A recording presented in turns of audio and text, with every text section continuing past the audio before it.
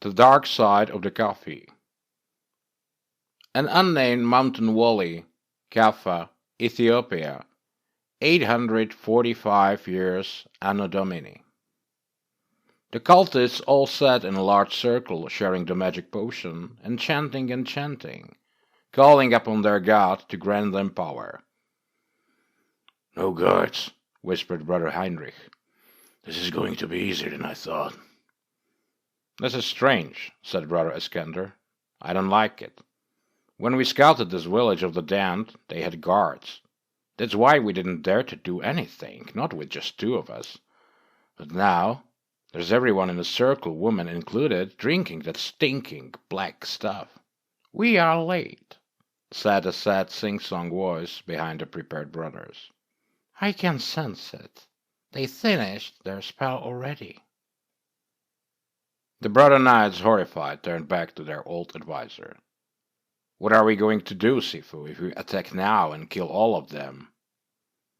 "The spilling of blood might work as a sacrifice, strengthening the spell," cautioned Brother Hassan. He was the most knowledgeable in the ways of the enemy and the arcane among them, save the old man from the Far East, who insisted he was with the expedition only as an observer and an adviser. "It might. Or it might weaken the effect and give us a chance to do something about it.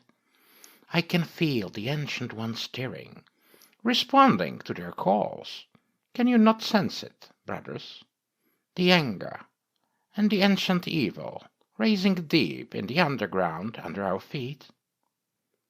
"If we're late, guess all we can do now is punish those devil worshippers and then die with honor when the devil himself arises," Brother Heinrich said grimly. There were a dozen of them, the best that could be assembled fast enough when news about the cult reached Zelia. The knights knew each other well enough. They fought side by side against the evil many times, in the mountains and the deserts, even on the sea. They all knew the reputation of the small old man from the Far East, and in the last week they witnessed some proofs that it was well deserved. The old mystic sighed. "I think that in this situation it's better to act wrongly than to not act at all. The spell was cast, but maybe I'll be able to break it or at least weaken it. Let us do this, brothers." And thus they attacked, with swords, and in some cases with sorcery, fighting fire with fire. The cultists, deep in connection with their dark god, were completely surprised, and only a few of them managed to offer some symbolic resistance. "What now? Burn the bodies, burn the whole village, get ready for the devil?" asked Brother Heinrich. "Search them for any artifacts or writing first," the mystic cautioned the overzealous knight, and then crouched next to a huge cauldron filled with the black dark liquid. He carefully dipped his finger in the still hot liquid and sniffed. "The main ingredient for the summoning brew seems to be fruit from those bushes they've been planting all round. They were making some rites at each bush daily," said Iskander. "We should have done something the moment we found them, not—" "You made no mistake, brother. There were only two of you. You would have achieved only your debts and rob us of your warning. The bush, is it something local?" Iskander shook his head. "I grew up in these mountains, never saw this one before. They must have carried it here." "Or created it here," finished the mystic, "twisting and changing something natural to what their Dark Lord desires." "So burn the bush too?" asked Heinrich eagerly. "I must examine it first," the mystic said. Then he carefully licked his finger. The brothers were horrified. The mystic made a face and said, "A wild poison, bitter and nasty." He closed his eyes for a moment. "It is not magical in itself, though. Only through the binding and spell. No, I'm wrong. There's a drug inside, one I'm familiar with. In this concentration, it could wake up the dead. Used in a ritual correctly bound, it could wake up something else too. Burn it, brothers. Burn it all, while the Ancient One still slumbers. We might have come soon enough, after all. The spell was finished, but there wasn't enough of them to give it power. Soon the valley hidden deep in the mountains was ablaze. The brothers were standing on the ridge, watching the results of their careful labor, both physical and metaphysical. The anger of the ancient enemy, focused on a village and its surroundings, dissipated when it turned to ash. The enemy was driven back, but it didn't seem to mind. It knew that one day it will come back and deal with the meddlesome mortal insects, either with the help of the mad power-hungry fools who called upon it, or just by itself. It was inevitable. You don't seem to be happy, Sifu, said Brother Hassan softly. I am not, brother. It all feels wrong. I am missing something. I might have been too hasty. You said the spell was finished, and I too can sense the connection. It still lingers in the ether. They were calling upon the Dark One, using their poison in a ritual of awakening. I will need to examine this fruit and the potion, but for now we are done here, said the mystic. Will you write the report, please? I am ashamed to admit this, but I still hadn't mastered the script you are using here in the West. Of course, Sifu. Hassan hesitated and looked again at the bag held by the mystic, containing seeds, a bottle of finished potion, and a few scattered pieces of parchment they recovered. Should I mention? It would be better if you don't. I fear this could be too tempting for some. If not for the spell, I wouldn't bother. It's similar to a drink that's consumed in my homelands, though much stronger in effect, replacing the delicate taste and fragrance with brute wild strength. What with the spell still resonating in the ether, as you call it here in the West, the richer possibilities are just too dangerous. I will destroy it after I finish my examination. The Underground Offices of Strategic Marketing Research Ltd., New York, 2020 AD. When the young researcher finally arrived at her summons to the office, the old witch, though she was calling herself a manager now, stood up. Coffee? She asked, and braced herself for his glare. Before he could blurt out something, she punched a button on the coffee machine and sighed loudly, which stopped him in his tracks. Yeah, Martin, I know you never say no to coffee or an energy drink. You know, and I know what you think about the situation. We had similar conversation like this before. So how about you try to apply your analysis genius to this specific case? She handed him a big mug she kept ready specially for him, filled with triple espresso, and motioned him to sit down. It's just a social norm, Rachel. You're keeping up with it even if you know you don't have to bother with me, he smirked, but took the mug and had a sip even before he sat down. Jane was trying hard to have the best possible coffee in the underground complex, second only to a brew that a master of coffee offered at senior meetings. It was one way to reduce grumblings from some of the people she had to work with. You're either doing it on automatic, or you're doing it to reinforce the habit so you won't forget it with someone else, or to annoy me. Or any combination of those three. He said, had another sip, sighed, and said, coffee.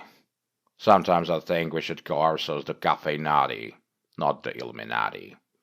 Please don't repeat either term anywhere where someone senior could hear you, she told him in a serious tone of voice.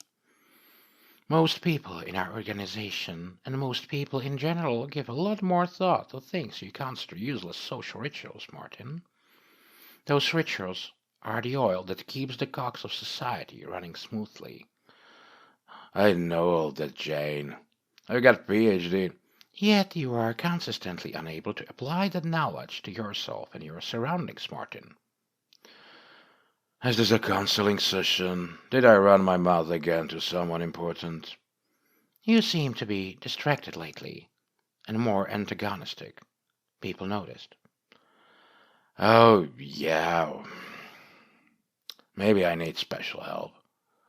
Too bad I can't go to a pro. Hey, Doc, see, I've been having mental issues because this ancient conspiracy recruited me to do some analysis for them, and now I'm spending most of my days in the underground digging through the old documents and trying to find new ways to stop Cthulhu from waking up. Martin, please, don't use that name. Never. Some of them. Senior people are still butthurt about Lovecraft, I know. So, what's wrong with you personally? It's just nothing is working out. The first 2 years, it was a blast, even the failures. So much stuff to check, so many new sources no one else had access to, but now I got through most of the exciting things, and just it's back to sieving through tons of bullshit, hoping to find some tiny nugget of truth. Something nobody ever noticed before, some overlooked detail in otherwise harmless ritual. He was suddenly silent, intently watching his cup of coffee like he just found something inside it. Jane often visited people working under her at their workplaces. Martin, her lightest high-profile catch from mundane academia, she usually summoned to her office, because it was mostly distraction-free, and one of Martin's weaknesses was that he often froze in the middle of a conversation or while doing something else, because he just had an idea, and had to force every last brain cell he could get to concentrate on it. Luckily, he wasn't interested in doing anything physical or metaphysical. He would require constant babysitting otherwise. Martin? She asked after a minute when he started mumbling something and sipped the cold coffee after giving it a suspicious stir. Sorry, I just had an idea. It seems to be a damn stupid one. A harmless ritual. Listen, could you postpone whatever you wanted from me for a day or two? I really need to do a quick check on this idea because... Go, Martin. Let me know what you find out. An unnamed mountain valley, Kaffa, Ethiopia, 870 AD. Kaldi watered his goats. They seemed to be running around wildly. He shook his head and sighed. There is something strange about this valley. What do you mean? The ancient hermit sitting on a boulder asked in a sing-song voice. My goats, Kaldi pointed. When we walk through here, they always seem more active. The hermit, his face covered with rags to hide the sickly yellow color of his skin, just nodded. They do seem to be happier, he said after a moment. Kaldi waited. He knew several holy men who lived in the mountains. Some never said anything when he offered them a piece of bread.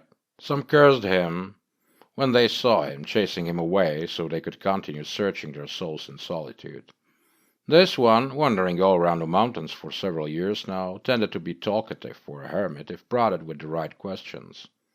And Kaldi felt he was full of useful wisdom, even more so than the monks from the monastery he often visited for trade. They tended to be dour and angry when he tried to negotiate higher prices for the trade goods he brought them. Why do you think that might be? He asked, more out of boredom than curiosity. Goats were goats. They sometimes behaved strangely, fearing some places in the mountains, happily charging up steep slopes at other times. The berries, mused the ancient hermit. They seem to like the berries that grow here. Kaldi thought for a moment and then stood up.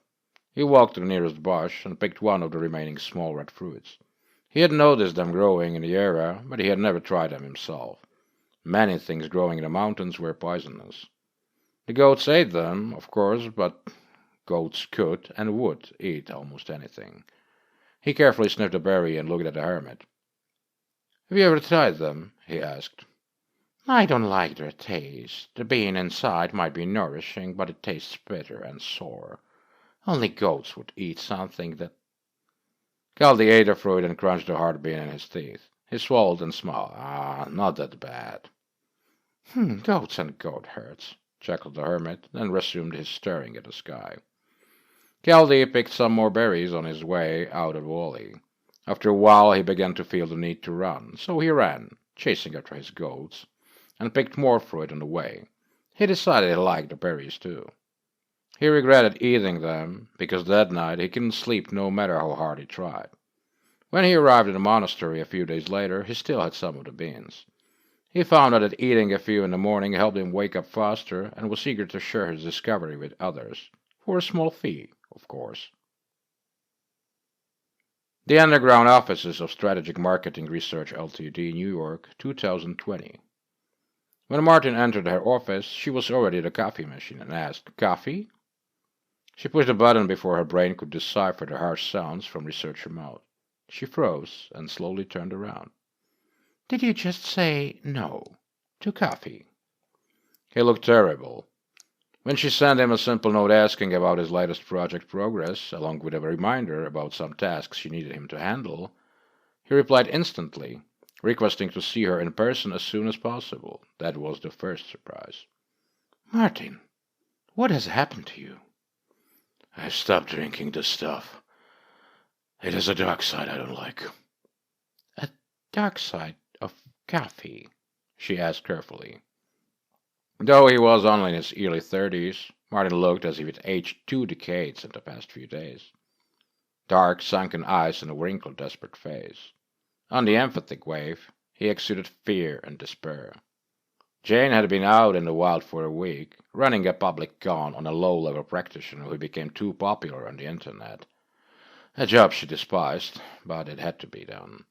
It was another small battle in the ongoing war the society waged against public perception, trying to push any knowledge of arcane and eldritch forces back into the realms of fairy tales, legends, and forgotten internet discussion boards. Of course, something had to go wrong during that week when she was away from the building. With anyone else, she might suspect involvement in something metaphysical, but not with Martin. He was as insensitive to anything beyond the strictly physical as a brick. I need your help. I need to take some measurements. I've already asked a few witch doctors, but I need to check some edge cases. And I need permission for an experiment outside in public with a random sample. His voice was hoarse and he looked deadly tired, which, if he had indeed stopped by using caffeine, made some sense. What's this about, Martin?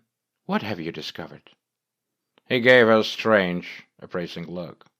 Licking his dry lips, he started to speak, hesitantly at first, but growing more fierce with every word. When you recruited me, you swore this organization had one goal, and one goal only. Protecting humanity from the Ancient Ones, no political agendas, absolute neutrality on anything not directly related to metaphysical threats from the Ancient Ones' awakening. Whoever joins fully, and leaves everything else behind. The ancient enemy, that's the only thing that matters. We use whatever means necessary to safeguard humanity and Earth. A lot of disgusting stuff when no other option remains, but all in the name of survival of the human race. We're the good guys. We don't do evil. She watched him for a moment before nodding. Mistakes have been made in the past. Many things in hindsight could have been handled differently, but they were always the honest mistakes, or choosing the lesser evil at the time. What's eating you, Martin? I've decided to trust you. I have to trust someone. You can trust me with anything, Martin. You know that, she said cautiously. No, I don't know that, but I have to. I have to risk that you don't already know that you're still honest. This was always a risk with new recruits. Despite our onboarding, some couldn't handle the fact of how many of the conspiracy theories and legends were real. Some started to believe everything and anything. Others closed their minds and refused to believe anything. Yet others, all too often, got consumed by paranoia, seeing conspiracies everywhere. Martin, what is this about? We should really be calling ourselves the Caffeinati. We have been infiltrated, Jane, taken over a long time ago. Kaffa Monastery, Ethiopia, 871 AD. The abbot stared at the old man inside. So, you are finally leaving, Sifu. The area seems to have calmed down. I haven't tracked a single Ifrit or another minion of the Ancient One for a year. The last were the pack of Bodas in Safan. Nasty beasts, the abbot murmured as he started to chew on another bean, chasing away memories of his own experience with those emotion-devouring monsters. He thought about asking the old mystic if he had felt he had finally avenged his old companions, but decided against it. The old man from the east clearly hated being reminded of his failure to protect his brothers, despite staying in the area and doing his best to cleanse it of all infestation. But they have been taken care of. Unless you feel there's something else I should look into, I will return to the shore. I would like to spend some time in a land where my skin doesn't make me so distinctive. No, I haven't heard about anything for some time either.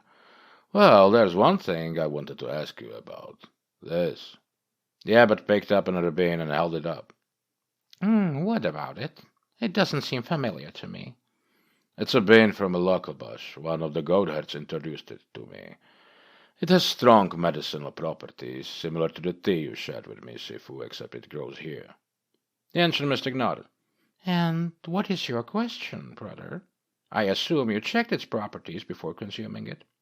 It's just a simple stimulant, though strong. It helps with concentration and words of tiredness. The question is how to make it more palatable. I've tried to brew some of it, but the mystic smiled. So, you're asking me not in my persona of a man wise in the ancient and eldritch, but rather... It's your almost magical skills in culinary arts I'm after, brother. The abbot smiled. I admit I will miss the rare occasions where you decided to share some of those with me. The mystic took a bean and examined it thoughtfully. As a parting gift for your hospitality, brother, I will try to think of something. Perhaps roasting it over fire, maybe adding a pinch of spice and honey if you have some. The Underground Offices of Strategic Marketing Research Ltd., New York, 2020. A seemingly harmless ritual, yet repeated by 1 billion people every day. I wonder how we missed that for so long, mused an old witch. When she saw Jane's face, she grinned. Yes, dear, Calentrop's hypothesis about the dark side of coffee seems to be true. Almost every mental stimulant causes an increased connection to. Yet it's coffee that's special. Most curious, I would have expected tea. It's much older, and the rituals are way more complicated. On the other hand, the dragons would have noticed that. Are you really saying that? Yes, Jane, the witch said with a serious face. There is an undeniable resonance with the Ancient One. I think we've even identified which tentacle it is. That one under Ethiopia, of course. Are you sure this identification is subjective based? Oh, please. I have confirmation from a Nepalese guy who has no idea about coffee history. He had never had coffee in his life before he replicated our experiment. He's sort of horrified now, asking how the hell can we drink it? We can't sit on this. How many people already know? That there's a dark side to coffee, and it seems to be somehow connected to Ancient Enemy quite a lot now. About some other paranoid ideas our Dr. Count Drop has. He told you about that? Jane interrupted her old friend. The old witch grinned. He probably told me more than he did you. He sees you as an old management. Someone deeply involved in all the stuff the society does. Me, I'm a harmless young research assistant with a tiny pinch of magic talent, not an old suspicious witch. You're older than me, hissed Jane. By only a decade or two, doesn't matter. What are we going to do about this, dear? What do you suggest? Well, I stopped drinking coffee myself. It's the least I could do. The thing is, the dark side of coffee is true, undeniably. There's an ancient, skillfully hidden binding in the ether between drinking coffee, especially in the morning or when you're tired, and calling on coffee for help. It's the caffeine as a neurostimulant. Dear, for someone as old as you are and with your history, you've become quite a skeptic. Sure, most of it comes from the chemistry, but there is a tiny metaphysical spark. A god of coffee is listening to our prayers and giving us a bit of what we ask from him. Except it's a very, very nasty god. One we thought we've been fighting as a society for thousands of years. So you think we might have been infiltrated? Or even, as he fears, taken over? The other witch shook her head. You have to admit, all that little historic dirt your academic prodigy dug out from our archives looks bad. The Caffeinati. Ha ha ha ha. I love this. I always hated how the young ones tends to call us the Illuminati. Damn stupid posers. You should have never allowed. Enough. For a moment, the old witch seemed truly serious. Joanne, you cannot deny the possibility. The historical evidence, when you consider it in context, clearly shows the society helped spread coffee through the world. Forget the Age of Enlightenment. The spreading of modern science to suppress the supernatural as much as possible. Right now, it seems it was all about spreading coffee to every corner of the world. The senior council even has a ceremonial master of coffee appointed, so, dear, be careful. You might get burned again, this time without someone to pull you out at the last possible moment. I suggest you discreetly contact one of the dragons, if there was, or still is, an intentional conspiracy. It seems to be concentrated in our European faction. Venus, 1550 AD. I'm so tired, I feel like dead on my feet, Johann complained to his old Chinese mentor. Those meetings are endless and fruitless, I hate it. I would have thought that the decision whether the society will support the European colonization efforts or hinder them is important. Well, it is. But I'm surprised the Eurosol seems to favor the colonization. Despite the dragon's insistence on careful neutrality, that was one of the rules that you forced on us when the Guardians of the World and Dragons of Earth met and joined an alliance. Sorry. I would have offered some tea, but I ran out, Johann. Though, if you're willing to experiment, there is a drink from Middle East that's even stronger, and I do have some. A strong drink sounds good. It will be ready in a minute. I look forward to it, and to your answer you've just carefully dodged, Sifu. It should wait until you're awake enough. The drink Johann was served was dark, bitter, and strong. The Arabs call it kava, explained his teacher. It chases away tiredness and helps you bypass the need for sleep for some time. I heard some rumors about it from the East, all the rage among Ottoman and society people there, is it? Johann took another careful sip and had to force himself again to swallow it. Sifu, I don't want to offend you, but this is really nasty. It is an acquired taste, I'm afraid. Try adding some sugar. Sugar. Another argument for the colonization, though an economic one, which takes me back to my question, Sifu. The mystic shrugged and took a sip of his own kava. The principle of strict neutrality in mortal politics is a cornerstone of the society as we call ourselves now. We have to uphold it, for we are from many nations and races. Despite the oaths, the connection to our homeland and people still remains. You know, I know all that history. And you know what I'm asking about. We would be supporting quietly Europe in expanding, not just to new continents, but in general. It seems to go against this principle, yet I feel you support it. What about other dragons? Have you ever heard about the treasure fleet? A Chinese attempt to expand about 100 years ago. I know that society was torn about it too. Which resulted in failure because we didn't press hard enough when the emperor died. It was a mistake. The ancient enemy is not limited to places we watch. We always knew that there are several places of the ancient power out of our reach. The society has to be able to watch the whole world, and we need to do it from shadows. The less normal population knows about the arcane and eldritch, the better for the future. There is still a chance that we might be able to reverse the trends and gain more time. But if we only suppress those points of power we've always been fighting, we will lose. We need mortal enemies to provide this reach. We need to be able to react, to watch, to be everywhere. Johann finished his drink, while even with the added sugar, and thought for a moment. You're right, this kava does wake one up. Seems strange that it didn't spread to Europe already. It is popular in the Middle East, but it is expensive. It has limited places to grow, I'm afraid. It needs to grow in the altitude, yet in hot and wet enough places. You don't say. So it would grow well on those islands in the Americas? Johann asked with a carefully controlled voice. From what I've read in reports, the volcanic soil on some of those would be excellent for it. You are usually more discreet when you are manipulating me. This is important. Have another cup, and I will tell you a story. You might like it because it's a story of a mistake I made.